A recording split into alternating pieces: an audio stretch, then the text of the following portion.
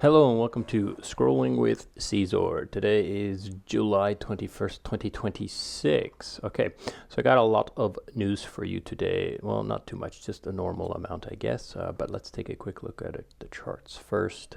But as always, this is not financial advice. So ETH is up about 1.5%. BTC is up 2%. Hype is down another 1% today. I'm not sure if it's going to stay up in this all-time high range. It might, though.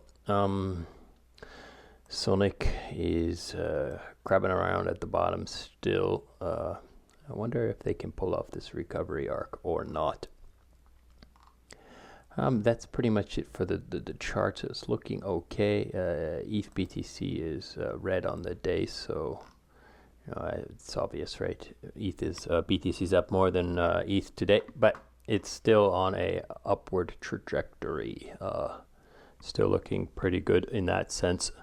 I do hope that ETH flips BTC. That would be pretty cool. That would be a nice, cool celebration for all the ETH maxis. What's this? Where we be? Okay. Anyhow, so let's take a look at some of the tweets that I selected today. It was a little bit hard again, as usual, but I do have some news for you. Okay, so the first one here is this guy, Jack Mallers. He raised billions of dollars, did some sort of Bitcoin DAT company, and now he's just stepping down. And after I don't know what he's done. Maybe he rugged the place. I don't know what's going on here. But he, this is all, you'll see this all over. And I started to watch the actual video and I just couldn't take it. So I just walked away because I don't really care. But at the same time, it's just another, basically vesting cliff jumping off, the founders just leaving once they realize that they can't do it. But I find it pretty strange. Taking a look at this guy, he looks like he's 25 at the oldest. But he's able to raise billions to do a stupid BTC DAT company. Really? That's craziness. I don't understand. Who's giving this guy hundreds of millions of dollars? Would you give this guy $1 million of your money to manage? Would you? I don't know. I find it to be pretty crazy. But anyways, let's move on. So I haven't talked about Beefy in a long time, so I thought I would just throw this out here. Beefy is now live on Robinhood chain, so you can get some auto compounding vaults. But as always, Beefy is a great place because they do have a security rating system for all their vaults. So when you go to them, you can do a little bit of due diligence. They kind of check things out for you a little bit, but they're also very fast at expanding, and there is some potential losses. If you're LPing and then putting into an Beefy auto compounding, you can get wrecked because that token might go to zero, right? So you got to do a little bit more due diligence when you're using Beefy, but it's still pretty safe in the sense that at least they've checked the contracts, and the contracts themselves are not going to rug you, right? You might get rugged on price action, but not on the contracts, right? So that's a great thing. I do hold Beefy tokens, so I'm kind of biased on this because I do think they do provide a pretty good service, and they have a fixed supply of Beefy tokens, so there's no inflation. It's kind of like a store of value with dividends, and you can get your dividends in ETH instead of more Beefy tokens if that's what you want. But yeah, so check it out. They're on Robinhood chain now, so I don't know which vaults are there, but you can check it out. Okay, moving on. Token Terminal has added Flying Tulip, so I assume that Flying Tulip paid them to do this. I thought I would share this, but I was looking at it and I'm like, you know what? I hardly ever use Token Terminal. So I'm wondering, is it really fantastic and awesome and stuff like that? So I should probably dig in there a little bit. And as you can see, there's quite a bit of reports and stuff, quite a bit of information to be had on Token Terminal. about this Flying Tulip protocol if that's something you want you to do. Now I did buy Flying Tulip tokens I have some puts of their pre-sale, so yeah, I'm biased on this as well. I'm following it mostly because of that. Now my favorite protocol, Liquidity, is pretty good. So the carry vault crossed 1,000 ETH and the caps have been increased. You get around 10% on your ETH. It grows the vault supply. It runs on Curve and Liquidity only, as well as this IPOR vault, right? So the IPOR vault, Liquidity, and Curve, those are the only contracts it's touching. Yeah, it's pretty good, man. Like, just deposit a little bit in here and help out. Do your part for the trustless stablecoin community by simply depositing ETH and getting more ETH. Like, it's as simple as that. Now there is, some things to consider, like this IPOR vault does have significant fees on it. So like if you do deposit in there, you're going to want to leave it there for a while before you recuperate that deposit fee and withdrawal fee and so forth. So yeah, don't just deposit for 2 days and then leave. Make a decision, do some diligence, and commit to a relationship with this vault for some time. Okay, moving on. So Frax Finance is another stablecoin I love, FRXUSD. If you stake it for SFRXUSD, you can get like 4%. And that's pretty, right now it says 4.1 or 4.07%.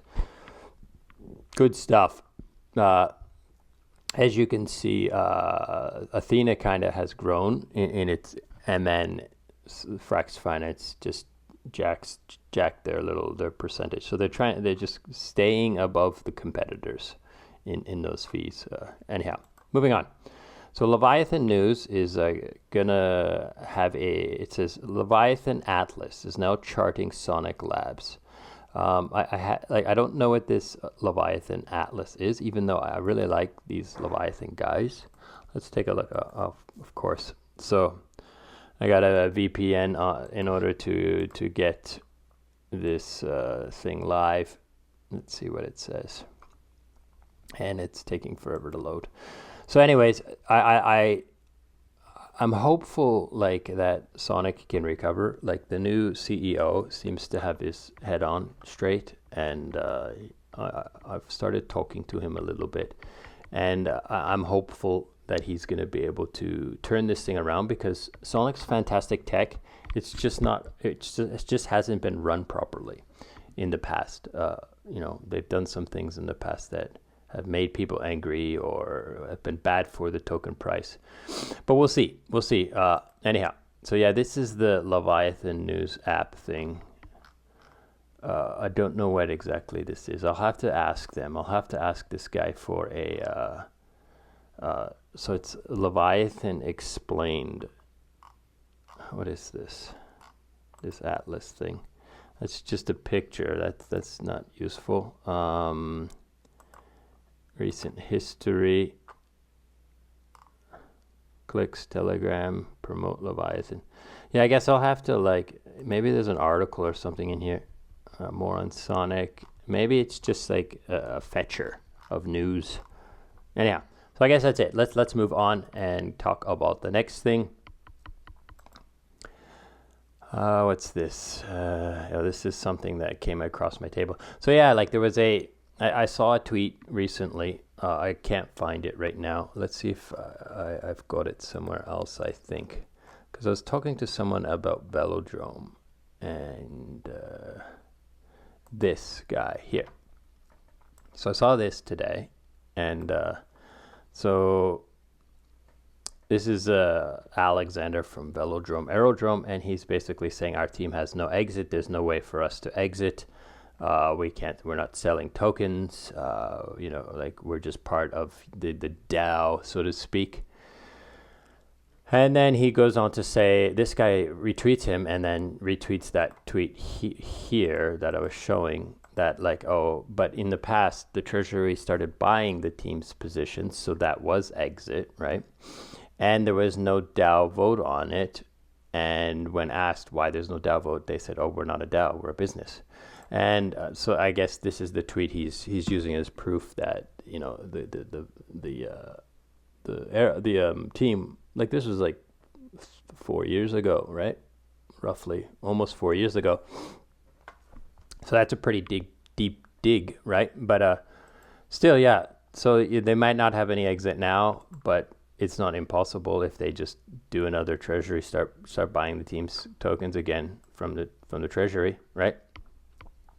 I think they did this though to give like protocol owned voting power, so that the protocol can like vote on core pools and generate revenue for the treasury. But I don't understand why Velodrome needs a treasury. The team can just, everyone who's got tokens can just take a share. Like, why does the team need why does Velodrome need a treasury? But anyhow, I don't know.